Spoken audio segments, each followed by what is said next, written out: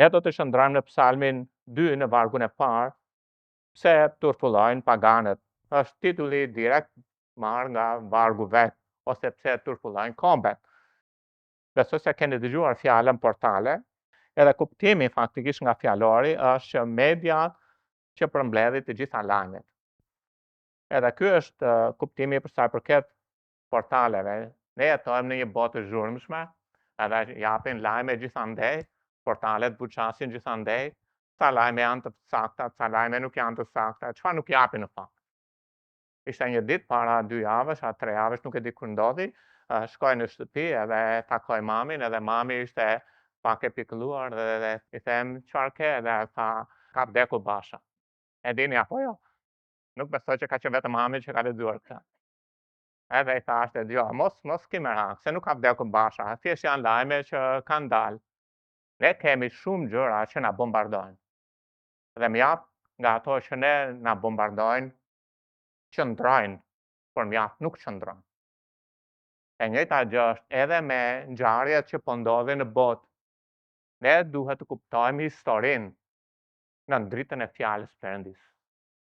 Sepse në qoftë se nuk e filtrojmë gjërat që ndodhin në botë në dritën e fjalës Perëndis, ajo që do të ndodhë është ne do të marrim lajme si Basha vdiq, në kontekst sulmëror tani, e do të ngatrohemi, e do të mendojmë që ky është plani Perëndis për ne. Prandaj është e nevojshme që të rrimë me fjalën e Perëndis. Psalmi 2, vargu 1 deri në 3 thot, pse turpullojnë paganët? Ose thënë ndryshe, pse janë të zemëruar? Pse janë kaq inatçor? Paganët ose kombet. Edhe janë 6 pse këtu brenda. Pse popujt imagjinojnë një gjë të kot? Pse mbretërit dhe dheut rreshtohen ose vjen në formacion luftimi kundër Perëndis? Po flasim për qeverit e kësaj bote. Pse sundimtarët këshillohen së bashku kundër Zotit dhe kundër të vajosurit të tij, duke thënë, pse të këpusim më dysh litarët e tyre? Pse t'i hedhim tej mes nesh të lidhurat e tyre dhe litarët e tyre? Pra janë 6 pse që kanë të bëjnë me paganët dhe me sundimtarët e tyre ose qeverit e tyre, me udhëheqësit e tyre. Prandaj duhet të rrimë me fjalën e Perëndis, sepse Bibla është etaloni që na udhëzon për të vërtetën. Gjoni 17, Bibla thot, shenjtëroj në të vërtetën tënde, fjala jote është e vërtetë. Ka shumë rëndësi të rrimë me shkrimet, dhe do të merremi si thash me histori. Bibla është një libër historie. Nëse lexoni te Zanafilla, ju do të vinë re histori. Perëndia krijoi qiellin dhe tokën, pastaj çfarë ka më mbrapa? Ai tregon se si ai e bëri krijimin. Dhe pastaj na tregon se si krijoi njeriun, edhe pastaj si e vendosi në një vend, në një kopsht apo jo. Është histori. Pra ky është libri i librave që bën ndryshime nga gjithë librat e tjerë fetar. Edhe historia e njerëzimit ku fillon? Kur Perëndia na jep fjalën e tij, ne shikojmë historinë e njerëzimit diku. Jo lexoni te Zanafilla, historia jonë, racës njerëzore fillon në një vend. Ku fillon? Fillon në një truall të planetit. Perëndia vendos Adamin në atë truall, në atë vend. Zanafilla 2 na jep më shumë detaje të këtij vendi ku Perëndia vendos njeriu. Vinë re në vargu 7 thuhet, dhe Zoti Perëndia formoi njeriu nga pluri i tokës dhe frymoi, thot, në pejzat e hundës së tij frymimin e jetës. Dhe njeriu bë shpirt i gjallë. Dhe Zoti Perëndi baltoi një kopsht në Eden. Pra kemi Edenin, truallin, vendin ku fillon historia e racës njerëzore, drejt lindjes dhe vurja aty njeriu që kishte formuar. Dhe nga Edeni, thot, dilte një lum për të ujitur kopshtin, dhe prej andej ndahej në 4 krerë. Edhe vazhdon, emri të parit ishte Pison, i cili është ai që qarkon tërë truallin e Haviliahut ku ka ardhur. Dhe emri i lumit të dytë është Gihon, është i njëjti që qarkon të truallin e Etiopis. Dhe emri i lumit të tretë është Hidekel ose Tigri. Ky është ai që shkon drejt lindjes së Asiris. Dhe lumi i katërt është Eufrati. Dhe Zoti Perëndia mori njeriu dhe vuri në kopshtin e Edit që ta kultivonte e ta ruante atë. Pra ne shohim një truall, një vend ku fillon historia e ratës njerëzore. Kjo është historia apo jo? Edhe dini që pas përmbytjes diçka ndodhi me ca ndryshime. Edhe ne nuk i gjejmë të katërt lumenjt. Ne gjejmë vetëm 2. Gjejmë vetëm lumin Tigër dhe Eufrat.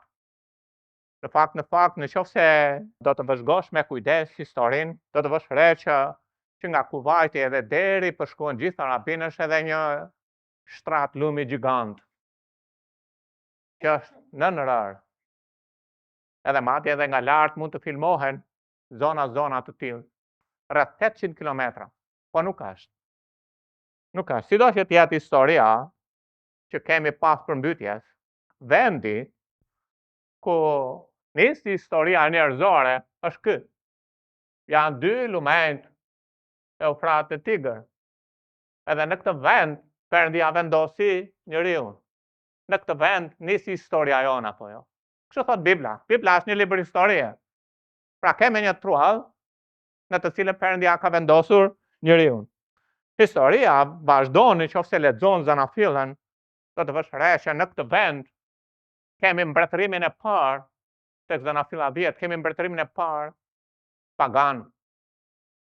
Është Nimrodi në vendin e Shinarit. Kemi rebelimin e parë të njerëzimit ku ata mblidhen kundër Perëndis, që quhet vendi i Babelit, ku Perëndia shpërndau edhe ndryshoi gjuhën. Zanafilla 11. Por është interesante që Perëndia thret një burr, thret një person. Edhe kjo është histori, po flasim historinë. E thret nga ky vend i Ur Kaldeasve. Edhe thret për t'i dhënë një tokë. Edhe Perëndia i jep këtë tokë atij, jep këtë truall atij. Bibla na tregon tek Zanafilla, kapitulli 15, vargu 18. Në të njëjtën ditë Zoti bëri një beslidhje me Abrahamin duke thënë: "Farës sate ja kam dhënë këtë truall." Pra vjen re që nga lumi i Egjiptit deri te lumi i madh, lumi Eufrat. Pra kur Perëndia bën një beslidhje me Abrahamin, është një beslidhje pa kushte. Nuk i thot në qoftë se ti do bësh këtë, unë do t'jap këtë. Thjesht Zoti e merr atë edhe i jep tokën. Jep këtë tokë ku Perëndia krijoi njeriu dhe ai jep Abrahamit. Edhe i thot që nga lumi Eufrat deri në lumin Nil, gjithë kjo tokë, gjithë ky truall do të ta jap ty, i thot. Pra të kuptoni që po flasim historinë dhe historia është e lidhur me një truall ose me një vend. Filloi në një vend. Dhe gjithashtu për Perëndin ka shumë rëndësi ky vendi. E dini gjithashtu si quhet kopshti i Edenit? Quhet ndryshe kopshti i Zotit apo jo? 3 herë në shkrim e përmendet kopshti i Zotit. Sepse ka lidhje me Perëndin. Edhe Perëndia çfarë bën? I jep të tokë. Edhe Abrahami niset nga Ur Kaldease, ngjitet deri në Haran. Edhe pastaj zbret edhe shkon deri në Egjipt. Edhe Zoti bën këtë beslidhje tek Zanafilla dhe thot nga lumi Nil e deri në lumin Eufrat të jap ty. Dhe jo vetëm të jap ty, po të jap ty gjithashtu edhe pasardhësve të tu. Edhe farës ti. Edhe kjo është e mahnitshme në këtë, që do të thotë që kjo pronë e patundshme është pronë që i përket Abrahamit nga Perëndia. Zoti takon faktikisht gjithë toka, sepse ai e krijoi, por Perëndia merr një copë truall edhe i thot kjo pronë është prona e patundshme ka notarizimin tim, jo notarizimin e notarëve. Ka notarizimin tim dhe të përket ty. Pra, kemi një copë tokë fizike dhënë me një premtim fizik një njeriu që ka emrin Abraham. Dhe është interesante, shikoni pak tek Galatasi 3:16. Tani premtimet ju bën Abrahamit dhe farës së tij. Dhe nuk thot dhe farave si të ishin shumë, por si prej një dhe farës tënde që është Krishti. Tani Perëndia jep këtë tokë Abrahamit. Por gjithashtu e kalon këtë tek fara e tij. Edhe dini që kjo tokë i përket Mesias. Izraeli ka pritur dhe pritur dhe pritur me shekuj Mesian. Dhe Mesia është mbreti i hebrejve. Sepse Mesia është biri i Davidit. Mesia është nga fara fizike e Abrahamit. Mesia është nga fara fizike e Davidit. Sepse Mesia lindi në Betlehem dhe Mesia është një hebrej. Sepse ai është biri i njeriut. 100% në ri, por gjithashtu Izraelit 100%. Hebra.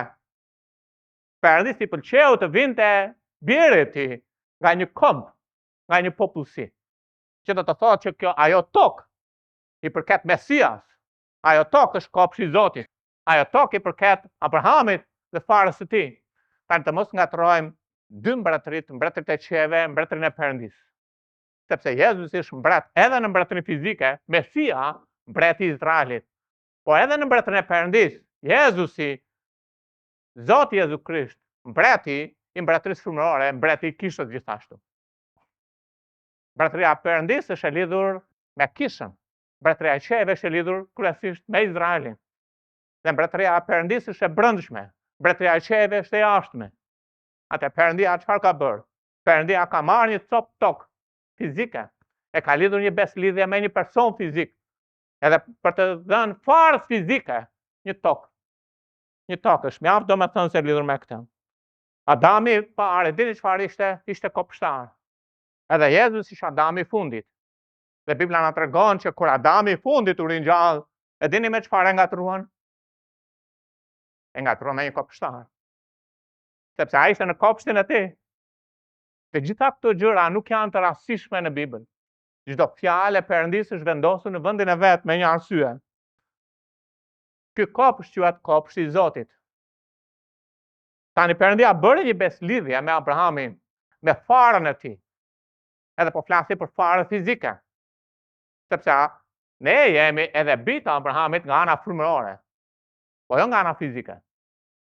Por nga ana fizike, Perëndia përmes Abrahamit solli një komb dhe vjen re që shkrimet na dëshmojnë që ky premtim kalon tek Isaku, pastaj kalon tek Izraeli dhe është një beslidhje e përjetshme e Perëndisë. Psalmi 105 deri në 8 thot: kujtoni veprat e mahnitshme që ka kryer, mrekullitë e tij dhe gjykimet e gojës së tij, o ju farë shërbëtorit të tij Abraham. Kujt po ju flet tani? Tani po flet për farën fizike të Izraelit brez pas brezi. Jo bit e Jakobit. Kush është Jakobi? Jakobi është ai që pati 12 bijë dhe ju quajt Izrael, të zgjedhurit të tij. Ai është Zoti ynë, gjykimet e tij janë mbar dheun. Ai e ka mbajtur mend beslidhjen e tij për jetë, fjalën që ja urdhëroi 1000 gjeneratave. Dhe vazhdon te Psalmi 105, 9 dhe 10, pra po flasë për një premtim fizik ndaj një fare fizike për një truall fizik. Beslidhjen që bëri me Abrahamin dhe betimin e tij për Isakun, të njëjtën gjë ja konfirmoi Jakobit për një ligj dhe Izraelit për një beslidhje të përjetshme. Të përjetshme. Pra kemi një akt notarial nga Perëndia për një tokë, ku ai vendos vullën e tij dhe kjo tokë i takon Abrahamit, Isakut dhe Jakobit ose Izraelit. Dhe Perëndia bën një beslidhje të përjetshme. Po flasim vetëm për historinë, po flasim. Një beslidhje të përjetshme. Pikërisht me Abrahamin dhe farën e tij. Prandaj ky është truall që i përket hebrejve. Është një truall fizik dhe një populli fizik. Dhe ky trualli në fakt përfshin një pjesë të Irakut, Sirin, Libanin, Jordanin dhe një pjesë të Arabisë Saudite dhe sigurisht tokën matan Jordanit, domethënë në lindje edhe në perëndim të Jordanit. Në atë truall, Abrahami ofroi atë që ai donte kaq shumë. Dhe me çfarë fjala përmendja fare fjalës dashurie është Zana Filla 22. Dhe nuk është dashuria e një djali për një vajzë apo në sjelltas. Ase një burri për gruan e vet apo në sjelltas. Ase një nënë për fëmijën e vet. Por është dashuria e një babai për birin e tij. Dhe kjo ka mjaft domethënie sepse në atë truall Perëndia ofron birin e tij për mua dhe për ju. Dhe është një dashuri mahnitse faktikisht. Në qoftë se lexoni me kujdes vetëm për histori po flasim. Davidi kur ishte mbret, ai shkoi dhe vendosi sundimin e tij deri në lumin e Ofrat. Dhe ai me të drejtë mori atë që ishte e drejtë përpara Perëndisë, sepse i takonte atij dhe pasardhësve të vet, dhe pronarësve të vet. Dhe para Kronikave kapitulli 18 vargu 3, Davidi mundi përveç tyre Hadarazerin, mbretin e Tobahut deri në Hamath, ndërsa ai shkonte për të vendosur sundimin e tij gjatë lumit e Eufrat. E dini që Davidi mbretëroi në këtë zonë apo jo? Në lindje të detit Mesdhe. Por ai shkoi dhe vendosi sundimin e tij deri në Eufrat. Kjo është toka që Perëndia u ka dhënë hebrejve. Solomoni në atë vend, në atë truall, ndërtoi tempullin, që është tempulli i Zotit. Perëndia dha birin e tij në atë vend. Hebrejt hodhën poshtë Mesian dhe u shpërndan pikërisht në atë vend. Dhe Perëndia i sjell në atë vend hebrejt 2 herë. Tek Isajahu 2:11 thuhet, dhe në atë ditë ka për të ndodhur që përsëri për të dytën herë Zoti do të vërë dorë për të shëruar të mbeturit e popullit të tij, të cilët kanë për të mbetur nga Asiria, nga Egjipti, nga Patrosi, nga Kushi, nga Elami, Shinari, Hamati dhe nga ishujt e detit. Ne folëm kur ne pam psalmet, se si Perëndia i thirrri 2 herë ata. Një herë i thirrri në kohën e Ezrës, Nehemias, dhe tani i ka thirrur në 1948 e sot. Dhe ta dini, ata nuk do të ikin më kurrë nga ai vend, në këtë kontekst që nuk do të shpërndahen më. Po kombet do të mblidhen kundër Izraelit. Kombet do të sulmojnë Izraelit. Po Perëndia do të zbulohet. Ai do të mbrojë atë. Edhe ai do t'u japi të gjithë tokën që u ka premtuar. Edhe ai do të marrë në zotërim tokën. Edhe do të mbajë Izraeli atë tokë përjet. Vjen re çfarë thot fjala e Zotit e Amosi 9 vargu 15. Dhe do t'i mbëltoj ata në truallin e tyre. Vjen re si përdoret Zoti fjalën truall. Kopshti Eden e quhet një truall. Zoti dha Abrahamit një truall. Tani përsëri po thot këtë truall dhe vjen re është trualli i tyre. Do t'i mbëltoj ata, do t'i mbjell ata në truallin e tyre dhe nuk kam për të shkollur më nga trualli i tyre, të cilin ua kam dhënë unë, thot Zoti, Perëndia yt. Është e mahnitshme. Kombet, do të kuptoni, kur turfullojnë kombet, do t'i lidhni gjithë këto gjëra, pasi të kuptoni historinë. Por historia e Biblës është një ardhmë e lavdishme që po pret Izraeli si komb në atë tokë. Edhe ata nuk do të shpendosen kurrë prej andej, madje kur të ketë një qiell të ri, një tokë të re, Perëndia do të vendosi sërish në tokë. Historia do të vazhdojë me luftën e tretë botërore në atë truall, që quhet ndryshe betejë e Armagedonit, sepse pasi kisha të iki, toka do të kalojë në kohë mundimesh. Edhe me gjykimi, zemërimi i Perëndisë do të derdhë mbi tokë dhe mjerimet të mëdha do të jenë mbi këtë planet, mbi njerëzimin. Mjerë, thuhet 3 herë në librin e zbulesës. Shikoni te zbulesa 9:14 dhe 16, duke thënë engjëllit të 6 që kishte trumpetën, zgjidhni të 4 engjëj që janë lidhur në lumin e madh të Eufrat. Pra gjithë historia është e fokusuar në atë vend. Historia e Biblës, që do të thotë që epicendra politike ose geopolitike e planetit është e fokusuar në atë vend. Patjetër ka luftra kudo. Po kombet nuk do të bashkohen dhe nuk do të turfullojnë si kur përveç se për një vend, për një truall. Për atë vend që Perëndia e ka dhënë Abrahamit dhe farës fizike të tij, Isakut, Jakobit, domethënë Izraelit. Atëherë të 4 engjëj që ishin përgatitur për atë orë, ditë, muaj dhe vit u zgjidhen që të vrasin të tretën pjesë të njerëzve, dhe numri i armatës kalorësve ishte 200 milion dhe u dëgjova numrin e tyre. Pra po flasim histori, ku filloi historia e njerëzimit? Filloi në kopshtin e Edenit. Ku do të mbarojë historia e njerëzimit? Në atë vend do të mbarojë. Sepse pasi Jezu Krishti të mbretërojë aty, e dini çfarë do të ndodhë? Djalli do të zgjidhet pas 1000 vjetësh. Edhe kombet do të bashkohen, Gogu, Magogu do të bashkohen. Edhe do të sulmojnë Jeruzalemin. Dhe një zjarr do të bjerë mbi ta, thot fjala e Zotit. Pra historia do të kulmojë gjithashtu me kthimin e Mesias fizikisht mbi tokë për të ulur si mbret në atë truall. Lufta e parë botërore përgatiti truallin për hebrejt. Pasi u shpërbë Perandoria Osmane, është Britania që mori në dorëzim atë. Dhe Britania e dha hebrejve. Por hebrejt nuk shkuan. Dhe Perëndia përgatit luftën e dytë dhe Hitleri vrau 6 milion hebrejt dhe më pas hebrejt shkuan. Dhe hebrejt kanë vetë një gjë tani. Të shkojnë në atë vend. Por lufta e fundit botërore ose lufta e tretë botërore do të përgatis edhe truallin, edhe hebrejnë për kthimin e mbretit. Për Zotin tonë Jezu Krisht. Psalmi 2 vargu 6 thot, megjithatë unë kam vënë mbretin tim.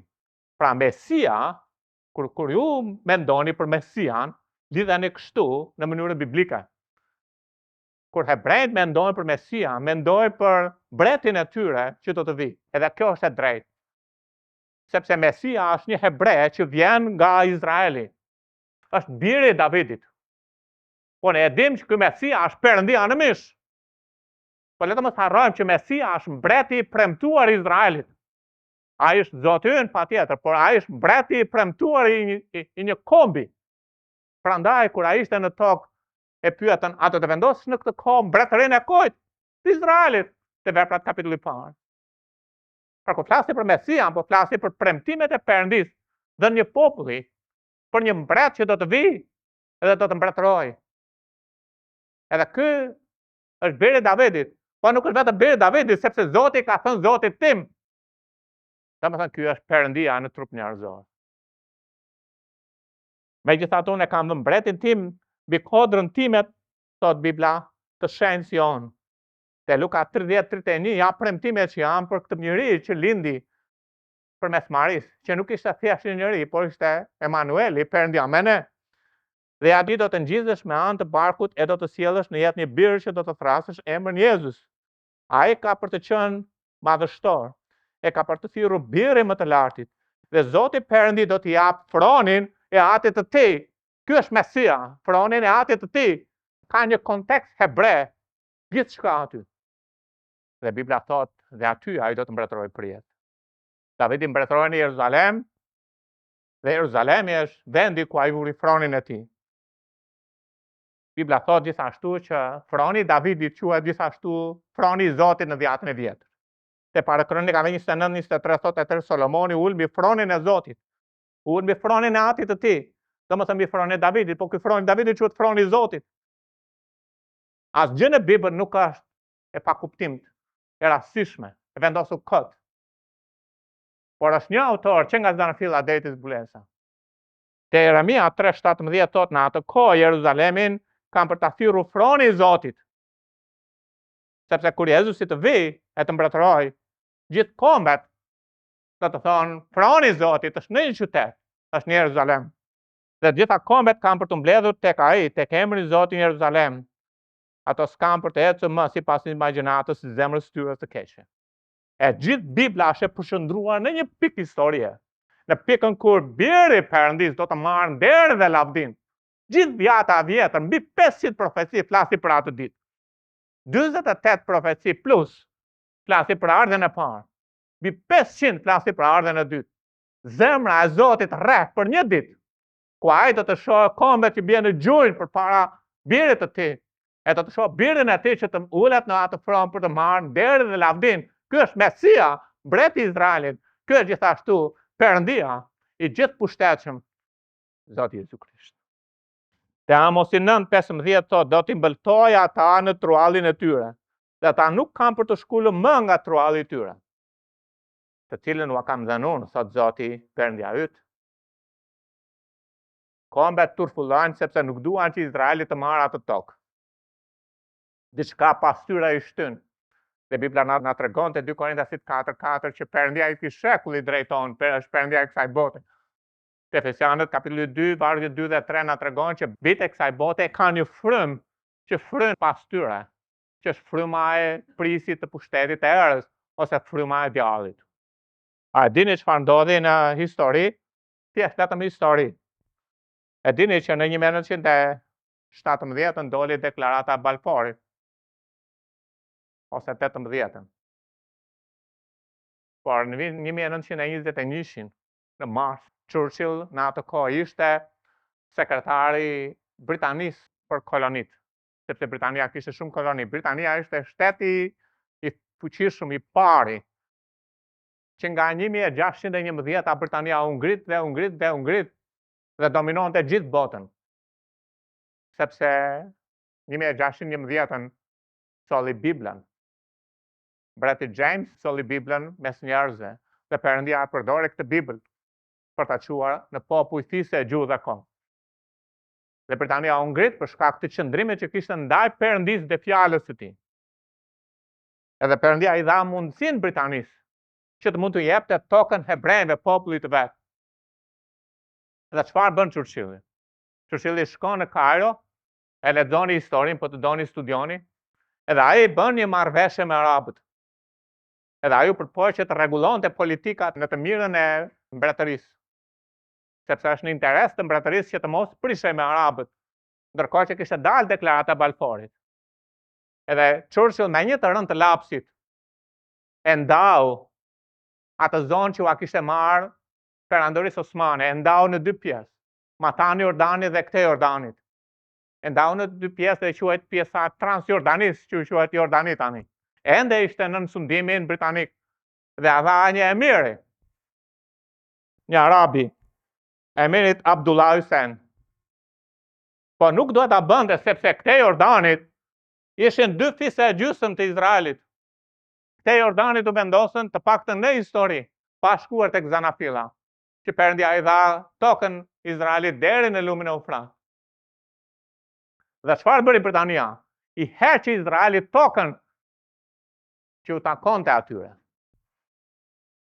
Madje, është interesante, po të shikosh edhe të lexosh historinë, do të vësh re që ai e njohu deklaratën e Balforit, po bashkë me arabët ata vendosën që jo vetëm që matan Jordanit të merrej ajo pjesë duke i dhënë emirit Abdullah Hussein, por edhe pjesën në perëndim të Jordanit deri në detin Mesdhe. Ai tha që do të ndahet kjo pjesë toke. Edhe do të kemi edhe për ju, edhe për hebrejnë.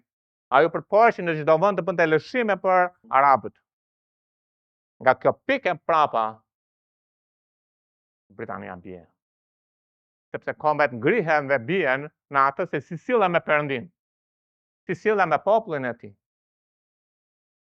Edhe Britania shumë shpejt u vendos brenda jo më pak se 2 vjet, u vendos e pesta në renditjen botërore.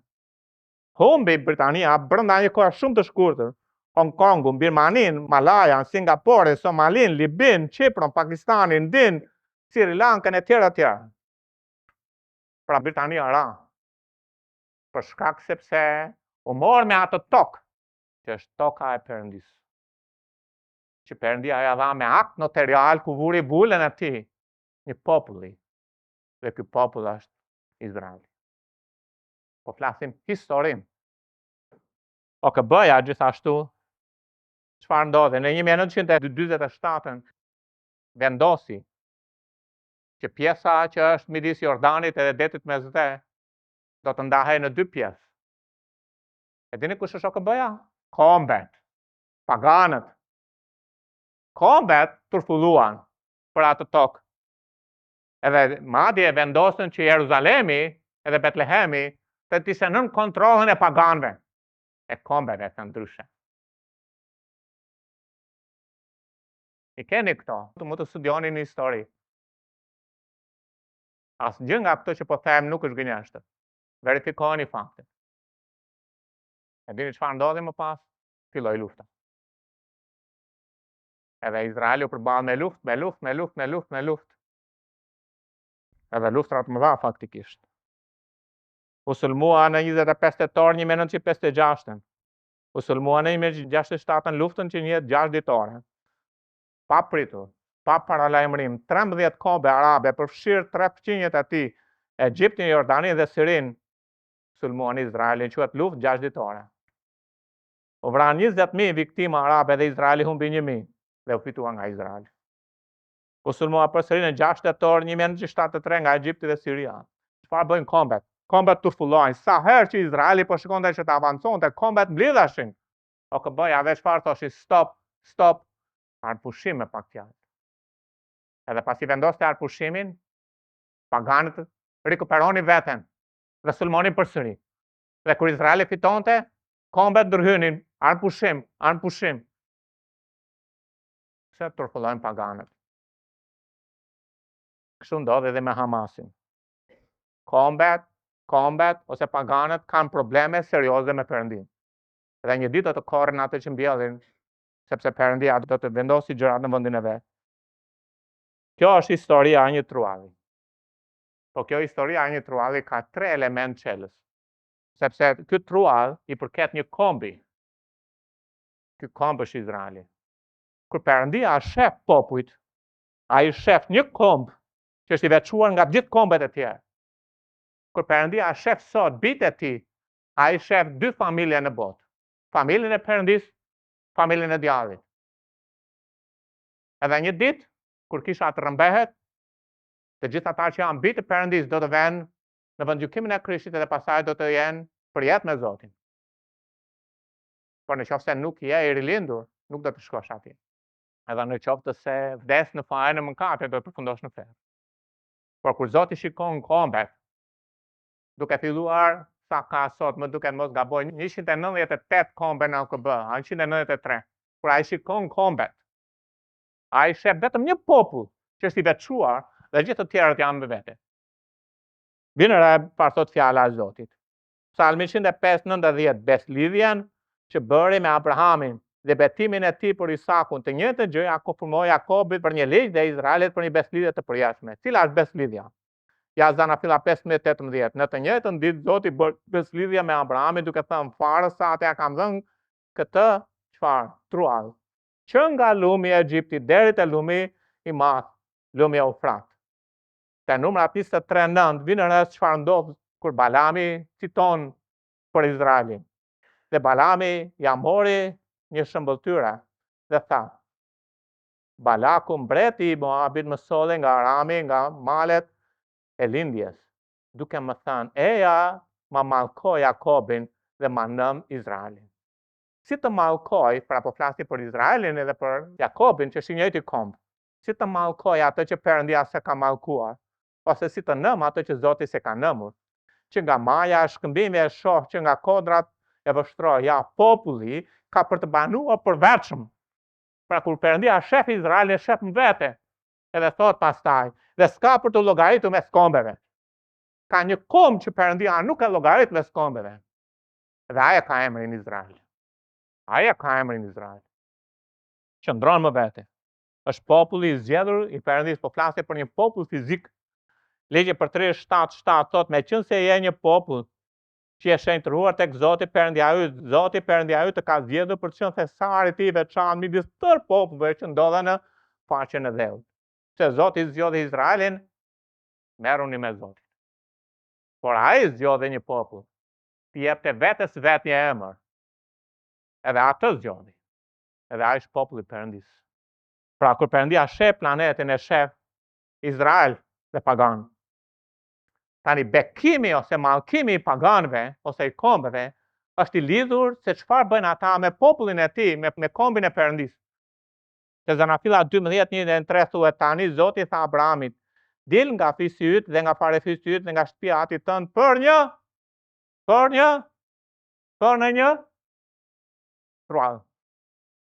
truall. Edhe Zoti i tha, unë do t'jap truallin nga luminel dhe në lumin Eufrat. Edhe është trualli tyra. Është akt notarial për pronë të patundshme nga Perëndia. Dhe unë do të bekoj ata që të bekojnë. Dhe do të mallkoj atë që të mallkon. Dhe në ty kam për të bekuar gjitha familjet e dheut. Nuk mund të qëndrosh neutral me Izraelin. Në qoftë se je neutral, je kundër. Kombet që mbajnë pro Izraelit si një komb, marrin dhe mbartin bekim. Kombet që janë kundër Izraelit si një komb, marrin dhe mbartin mallkim. Zanafilla 27:29 kalon përsëri njëjtë gjë tek Jakobi. Popujt të shërbefshin e kombe u përkuqi para teje. Qoftë Zot mbi vëllezërit e tu dhe bitë e nënësate u përkuqi para teje. Mallkuar qoftë kushdo që të mallkon Jakobin. Dhe i bekuar qoftë ai që të bekon. Dhe sapo Isaku përfunduoi si bekuar Jakobin, pra për të parë kontekstin. Zanafilla 24:5-9. Sa të hishme janë çadrat e tua Jakob, tabernakujt e tua Izrael, për kontekstin, vargu 9. A ju përkull ushtrisë si luani i madh, kush ka për të ngrehur atë? I bekuar është ai që të bekon, i mallkuar është ai që të mallkon. Pra Zoti mban shënim kur kombet sillen me Izraelin dhe Perëndia siguron që fjala e tij të mos bjerë për tokë. Te Isaia 41:8-11 thot, por ti Izrael shërbëtori im Jakob që kam zgjedhur pasardhës e Abrahamit miku tim, vargu 10, mos ke frikë sepse unë jam me ty. Kjo këngë është për Izraelin, jo për kishën. Nuk ka lidhje me kishën. Mund të thuash po as zbatoj frymërisht. Është për Izraelin, jo për kishën. Nëse beson Biblën ashtu siç është në kontekst sa. Mos e humb, sepse unë jam Perëndia yt. Unë të forcoj dhe njëkohësisht të ndihmoj dhe të mbaj në dorën e djathtë të drejtësisë time. Edhe vazhdon premtimet që Zoti jep për Izraelin, Eksodi, Zakaria, Jeremia, Osea etj. Pra kombet kanë një problem të madh me Perëndin, për tokën, sepse ata e duan për vete, nuk duan t'ja japin Mesias, as Izraelit. Për popullin e Zotit, sepse janë kundër tij, sepse duan që ta shkatërrojnë. Për gjoni pak, Izraeli nuk ka pushtuar tokë. Izraeli madje nuk ka marrë tokën që Zoti u ka dhënë atyre. Ai është në vendi që Perëndia u ka dhënë atyre me beslidhje dhe do ta marrin. Kush do a jap? Mesia, mbreti i tyre, një hebre që lindi në Betlehem 2000 vjet përpara. Një hebre. Ne mendojmë gjithmonë që ai Zoti, po kuptoni pak, ai erdhi në Izrael. Ai erdhi për të përmbushur premtimet si Mesia. Edhe ai erdhi në mes të popullit të tij. Te Psalmi 83, vargu 4 deri në 7 thot, ata thonë, e ani të shkatërrojmë si komb, emri Izraelit të mos kujtohet më. Edhe jep listën e kombeve që janë rreth rrotull Izraelit. Në vitet 800 para Krishtit ka një unaz të zjarr dhe një frymë demoniake pas kësaj unaze kundër Izraelit për të shkatërruar atë. Kombet kanë një problem me Perëndin. Shprehja për të shfarosur Izraelin nuk është shprehja e Iranit. Është një shprehje shumë e vjetër. Përpara se Islami të vinte në ekzistencë, 800 vjet përpara Krishtit, kombet rrethuan atë. Edhe donin të shfarosin Izraelin nga faqja e vet. Është një shprehje satanike. Është një shprehje që ishte në gojën e Hitlerit. Është një shprehje që ishte në gojën e kombeve. Është një shprehje që është në gojën e botës arabe sot. Dhe është një shprehje që ka një frymë demoniake nga mbrapa. Edhe dini çfarë ndodh? Perëndia i çon Izraelin në robëri sepse nuk binden. Edhe i kthen ata. Dhe Jezu Krishti vjen, dhe kur vjen predikon për të ofruar mbretërën e qeve, që është mbretëri fizike. Edhe ajo që ndodh është ata refuzojnë Jezusin. Edhe Perëndia çfarë bën? I shpërndan ata në gjithë kombet përsëri, për t'i mbledhur për herë të dytë. E ndërkohë që Izraeli u shpërnda për 1900 vjet, edhe kombet rreth rrotull Izraelit i humbi zëri. Nuk u dëgjua më për to. Deri në 1915, ose më saktë, derisa Britania e mori Jeruzalemin në 1917, gjithë ajo zonë ishte nën sundimin osman, për gati 400 vjet. Por sa po Izraeli u vendos në tokën që Perëndia i dha, të gjitha kombet aty fituan pavarësinë. Brenda një dekade të gjitha. Qoftë kjo Libani, qoftë kjo Jordania, qoftë kjo Siria, qoftë Iraku, qoftë Arabia Saudite, e mera. Edhe përsëri kemi një unaz kundër Izraelit për ta shkatëruar atë. Shkatërimi i Izraelit nuk është çështje arabe, apo çështje e Hitlerit, është çështje demoniake. Amosi 9:14-15 dhe do t'i sjell përsëri të robëruarit e popullit tim Izrael. Kjo është kthimi i dytë. Dhe ata kanë për të ndërtuar qytetet e shkretuara, e do të popullojnë dhe kanë për të mbeltuar breshta dhe do të pinë verën e tyre, kanë për të bërë edhe kopshtet do të hanë frutin e tyre, dhe do të mbeltojë ata në truallin e tyre, dhe ata nuk kanë për të shkullur më. E ti që thonë që isha ka zvendësuar Izraelin, po kjo është një marrëzi. Izrael është Izrael, edhe është fara fizike e Abrahamit. Kisha është kisha, edhe është në mbretëri frymërore. Izrael është mbretëri fizike. Nuk ka lidhje me njëra tjetrën. Po lexoni Romakët 10:11, E do të mësoni që Perëndia nuk e ka hedhur poshtë Izraelin, por ai do të merret përsëri me të. Bibla thotë që ka një të fshehtë, një mister, tek Romakët 11:25, ka një mister që Perëndia i tregon kishës. Misteri është që ka ndodhur një ngurtësim ose një verbri i Izraelit, derisa të hyjë një numër i paganëve ose i hebrejve të jenë të rilindur, derisa të hyjë tërësia e hebrejve. Dhe pastaj, kur ky numër të plotësohet, atëherë do të vijë çrimtari nga Sioni për Izraelin. Sepse thirrja e Perëndis dhe premtimet e Perëndis të Romakët 11 janë të pakthyeshme ose pa pendim, thot Bibla.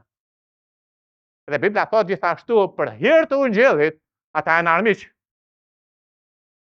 Sepse njësoj ashtu si Islamët, edhe Izraelitët nuk pranojnë që Mesia është biri i Perëndis. Bibla thot që janë armiq për shkak të Ungjillit. Por thot për hir të zgjedhjes, për hir të etërve, janë të dashur. Prandaj kujdes me Izraelin. Kujdes me Izraelin. Ju do thoni, po, a pajtohesh me çdo gjë që bën Izraeli? E dini çfarë? Ai është një kombi verbër sot. Kur Jezusi të vijë do të heq paullësinë dhe do të largojë mëkatet. Ai bën gjëra që nuk duhet të bëj. Nuk pajtohet me çdo gjë që bën Izraeli, por kujdes me Izraelin, sepse është një popull i zgjedhur Perëndis. Kujdes me Izraelin sepse ata janë të dashur për hir të etërve. Kujdes me Izraelin sepse i mallkuar është ai që mallkon, i bekuar është ai që bekon. Prandaj duhet jeni të kujdesshëm. Së dyti ky truall ka një kryeqytet, Jeruzalemi. Vjen çfarë thot Bibla. Te Mateu 5:35, as për tokën sepse është stoli këmbëve të tij, as për Jeruzalemin sepse është qyteti i mbretit të madh. Nuk është New Yorku, Selia e kombeve. Që me qëra fjala këtu ka vendosur OKB-ja. Nuk është Parisi, nuk është Londra, nuk është Moska. Tirana jo e jo. Është Jeruzalemi. Jeruzalemi. Bibla thotë, Jeremia 3:17 thotë, në atë kohë Jeruzalemi ka për ta thirrur froni i Zotit. Dhe të gjitha kombet kanë për të mbledhur tek ai, tek emri i Zotit në Jeruzalem. Ato s'kan më për të ecur sipas imagjinatës së zemrës së tyre të keqe. Te Zakaria, shikoni çfarë ndodh. Bibla thotë që do ta bëjë Jeruzalemin, Zakaria 12:3, një gur barërënd. Për kë? Për gjithë popujt. Popujt kanë marrë një barë të rënd, që kur vendosën që Jeruzalemi edhe Betlehemi është nën kontrollin ton në 1947. Edhe Zoti vazhdon të ta bëjë barë të rënd Jeruzalemi për popujt. Edhe thotë të gjithë sa e barrosin veten me të, kanë për të bërë copë çik, pra Perëndia do të merret me to. Edhe në mbledhshin bashkë kundër Jeruzalemit të gjithë popujt e dheut. Më shema çfarë fjala do të mblidhen. Te Sofonia thot, prandaj më prisni, thot Zoti, deri ditën që të çohem për të bërë prend, sepse vendimarrja ime është që ti mbledh kombet dhe ti grupoj mbretërit e ti dert mbi ta dinjatën time, madje të gjithë zemërimin tim të vrarë, sepse mbar dheu ka për të glabëruar nga zjarri xhelozisë time. Edhe kjo është në betejën e Armagedonit, ku Perëndia në fushën e Megidos, se luginën e Megidos, sipas librit të zbulesit do të mbledh gjithë kombet e OKB-s. Edhe Perëndia vetë do të hap qiellin edhe ai do të zbresi çlirimtari, domethënë Mesia e Izraelit ka për të ardhur. Ai do të shiroj popullin, do të vras kombet, do të hakmerret me kombet. Edhe do të vendos të sundojë në Jeruzalem. Dhe pika e tretë është ky truall ka një mbret. Dhe ky mbret është Mesia. Nuk e quajta Jezusi, e quajta Mesia. Edhe është Jezusi sigurisht. Por kuptoni mënyrën si Bibla i ndan vetveten. Është Mesia, është mbreti i Izraelit. Dhe kur ai u kryqëzua, ai u quajtur mbreti i hebrejve. Sepse është mbreti. Dhe me çfarë fjala u shkruajt në 3 gjuhë. Sepse ai është mbreti i 3 racave njerëzore. Shkon për te Izraelit. Dhe Bibla na tregon, prandaj vini në opozitën. Në vargjet 4, ka për të qeshur ai që ulet në qejt, kur paganët turfullojnë. Zoti ka për të përqeshur ata. Pastaj në mërinë e vet ka për të folur atyre dhe ka për të sfilitur në pezmatimin e tij të rënd. Megjithatë, pavarësisht se turfullojnë paganët, Unë e kam vënë mbretin tim, vinëre, është e tashme. Do më thënë, për Zotin nuk diskutohet nëse Jezusi do të mbretëroj apo jo në Jeruzalem. E kam vënë, nuk e quan Mesian, po e quan mbretin, mbi kodrën time të shenjtë Sion. Dhe dini çfarë bën aty ku Zoti vendosi tempullin? Bën një xhami. Zoti do të shkatërrojë atë. Do të vendos tempullin e tij.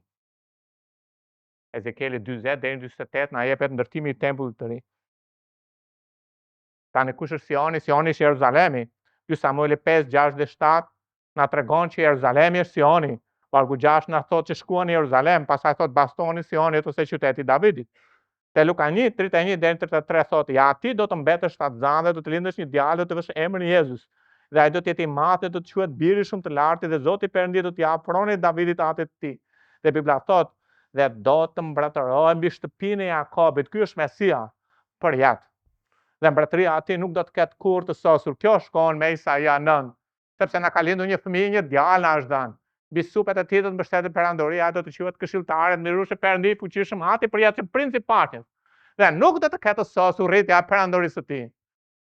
Kjo do të ndodhë kur Jezusi të vi. Në ardhjen e tij të dytë. Te Mateu 25 thotë, kur bjerën e riut, vinë re, sepse tek Mateu ju do të gjeni shprehje mbretëria e qiejve. Kur nuk do të gjeni mbretëria e Perëndisë aty. Sepse Mateu merret me Jezusin si mbretin e hebrejve. Edhe përdor titullin bjerën e riut, nuk përdor titullin biri i Perëndisë. Edhe thotë kur bjerën e riut, ky është Mesia.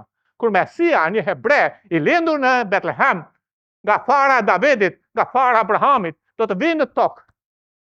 Kur bjerën e riut të vinë në lavdin e tij dhe të gjithë engjëjt e shenjtë bashkë me të, atëherë ai ka për të ulur mbi pronë. Pronin e tij, pronin e selisë të tij, që është në Jeruzalem, që është proni i Zotit. Pra kombet turfullojnë kundër Mesias.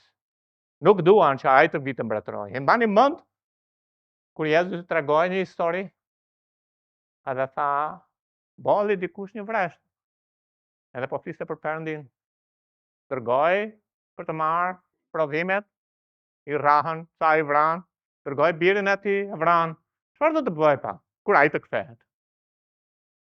Ata shpresojnë që Zoti nuk do kthehet. Dhe kanë mbushur mendjen që nuk ekziston Perëndia, gjithandej me lloj gjërash. Dhe kanë gatruar gjithashtu me lloj fesh për të mos gjetur dot kush është Zoti i vërtet. Por nëse njëri ka dëshirë, Perëndia nuk e la të padrejtë, sepse ai ndryshon çdo njeri që vjen në botë. Por pse turfullojnë paganët? Edhe ju gjeni që turfullojnë për Palestinën. Jo, nuk turfullojnë për Palestinën. Turfullojnë për Izraelin. Nuk do të gjeni të asnjë luftë që ndodh në planet, siç ndodh me atë truall, me atë popull dhe me atë mbret Mesian, dhe të jenë kaq shumë kundër birit të Perëndisë, siç ndodh me këtë. Ka protesta në Iran? Po. Nuk ka në çdo skaj të planetit kundër protestave në Iran. Mund të ketë sporadikisht. Por kombet bëhen një, paganët bëhen një, mbretërit bëhen një, kur vin puna për Jeruzalemin, kur vin puna për Izraelin, kur vin puna për Mesian. Pra kombet kanë një problem, te zbulesa 9, pinëre tani, jam i duke mbaruar, 14 dhe 16, duke i thënë engjëllit të 6 që kishte trumbetën. Kjo është lufta e tretë botërore. Zgjidhjet e 4 engjëj që janë lidhur në lumin e madh e Eufrat. Bani mend ku filluam me lumin e Eufratit, dhe na filluam tani jemi në fund të Biblës, Perëndia mbaron historinë. Atëherë të 4 engjëj që ishin përgatitur për atë orë, muaj dhe vit u zgjidhen që të vrasin të tretën pjesë të njerëzve. Bota sot ka 8 miliard. Dhe më prapa vrasin edhe 200 milion ushtarë që vinë nga lindja. Rreth 3 miliard njerëz Perëndia i vret që t'u jap tokën atyre njerëzve. Dhe të vendosë birin e tij aty. Dhe pasaj do të thotë, ka ndonjëri gojë për të hapur? Ne gjojnë përpara Jezu Krishtit të gjithë.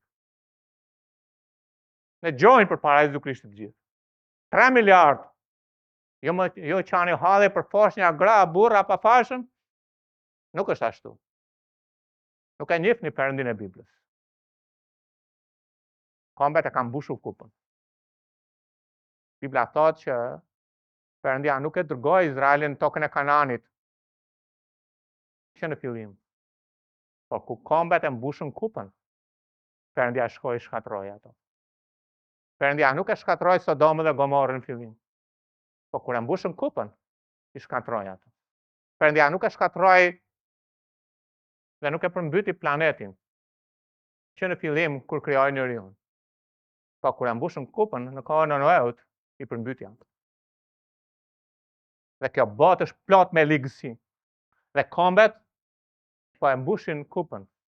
Dhe Jezusi që ka mbledhur Izraelin përsëri në tokën e tyre, sepse ai profetizoi, tha, shihni nga fiku, edhe shikoni që unë jam afër te dera. Ai nuk do t'i çoj më, nuk do ketë një mbledhje të tretë të Izraelit. Ata janë mbledhur aty tani. Nuk do shpërndahen më. Po do të mblidhen kombet kundër tij, po. Edhe Bibla na tregon që ai do të shparos 3 miliard njerëz për atë truall, për atë tokë, për atë mbret, për atë qytet. Ky është Perëndia. Vjen edhe çfarë thot? E dini se Zoti është vetëm i dashur, është edhe i drejtë. Vjen edhe te Isaia 63. Kush është ai që vjen nga domi, nga botësrahu, me rroba të ngjyrosura, me bojë të kuqe flak? Ky i veshur shkëlqyeshëm që ecën në madhështinë e forcës së tij. Jam unë që flas me drejtësi dhe jam i fuqishëm për të shpëtuar. Pse veshja jote është e kuqe dhe rrobat e tua si ata që shtrydhin rrushin me gaviç? Ata që shtrydhin rrushin janë të spërkatur dhe janë të bërë me lëngun e rrushit. Edhe kështu është bërë Zoti. Ai vetë vjen fizikisht dhe ai shtyp kombe. Edhe bën rrobat e tij me gjak, me gjakun e njerëzve. 3 miliard njerëz. Edhe Bibla thot, gaviçin e shtypa vetëm dhe asnjë nga populli nuk ishte me mua. I shtypa në zemrimin tim dhe i shkela në tërbimin tim. Gjaku i tyre spërkati rrobat e mia dhe njollosa tërveshjet e mia. Zbulesa 19 thot dhe një qielli u hap dhe një kal zbriti dhe mbi të ishte një që quhej mbreti mbretërve, Zoti i zotrave. Edhe ai vjen, edhe ai shkon në Megido dhe hakmerret me kombet. Pastaj vetë edhe ndal këmbët e tij në malin e ullinjve, dhe mali i ullinjve çahet në mes. Dhe pastaj hyn nga porta e lindjes, nga ajo portë që është bërë me beton, që të mos kaloj askush, nga porta e lindjes hyn në Jeruzalem dhe ulet në fron, dhe ai do të mbretërojë për jetë. Dhe Bibla thot, gjaku i tyre spërkati rrobat e mia dhe njollosa tërveshjet e mia, i shkela me këmbë popull në zemrimin tim, i deha në tërbimin tim, dhe u bëra që të derdhe gjaku i tyre mbi tokë. Pra Zoti na tregon që ai vend, historia, është shumë i veçantë. Është vendi ku filloi historia e racës njerëzore. Dhe Perëndia vendosi në njeri. Është vendi ku Perëndia i dha një tokë, një njeriu. Dhe i dha atë vend. Është vendi ku Perëndia e vendosi atë komb, pra atë njeri, prej atij njeriu bëri një komb, e vendosi në atë vend. Është vendi ku Mesia erdhi në atë vend për të mbretëruar, por ata e hodhën poshtë Mesian. Dhe ai shpërndau, sepse premtimet pa kushte ishin mbi Abrahamin, po jo mbi Izraelin. Izraeli tha, në rast se do të më bindesh, atëherë do të jesh. Në rast se nuk më bindesh, ligji për 3:28, atëherë do të kesh. Por ai do të mbaj premtimet që ka dhënë Abrahamit, Isakut, Jakobit. Edhe historia përfundon me Jezusin që kthehet në qytetin e tij, edhe do të mbretërojë. Se turpullojnë kombet për këtë. Pyetja është, a turpullojmë ne? A jeni kundër Izraelit? Pyetja formulore është, a turpullojmë ne? Tani po kthej personale. Kombet turpullojnë kundër truallit, sepse nuk duan që Perëndia ta marrë. Po ne kemi tempullin e Zotit. A turpullojmë ne duke i thënë Zotit, nuk dua që ti të kontrollosh trupin tim. Jam unë Zoti i trupit tim. Jam unë Zoti i vendimeve të mia. Jam unë ai që marr vendimet në këtë tempull. Nuk je ti, për jashta. Këpusin litarët ton paganët dhe ne këpusim lidhjet me Zotin dhe nuk duam që Zoti të sundojë mbi ne.